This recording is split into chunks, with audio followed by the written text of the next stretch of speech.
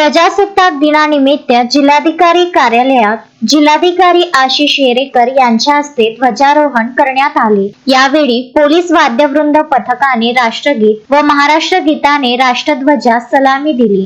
ध्वजारोहणानंतर जिल्हाधिकाऱ्यांनी अधिकारी आणि कर्मचारी यांच्याशी संवाद साधून प्रजासत्ताक दिनाच्या शुभेच्छा दिल्या। जिल्हाधिकारी येरेकर यांच्या हस्ते जिल्हा शोध व बचाव पथकात उत्कृष्ट कार्य करणाऱ्या अधिकारी व कर्मचाऱ्यांना प्रशस्ती पत्र देऊन गौरविण्यात आले। यात अमरावती ग्रामीण पोलिसातील दीपक पाल, दीपक डोरस, सचिन धरमकर, सुमित बांबल आणि गजानन वाडेकर, राज्य राखीव पोलीस बल गट क्रमांक 9 मधील विशाल निमकर, भूषण वैद्य, देवानंद बुजाडे, आकाश निमकर, अर्जुन सुंदरडे आणि गणेश जाधव, मनपा अग्निशामक विभागातील सुशांत तायडे, सुरेश पालवे, जिल्हा होमगार्ड मधील अजय आसोले, प्रफुल्ल भुसारी, महेश मांदाडे, सुरेश ठाकूर, सागर माहुलकर आणि दीपक चिल्लोरकर यांचा समावेश आहे।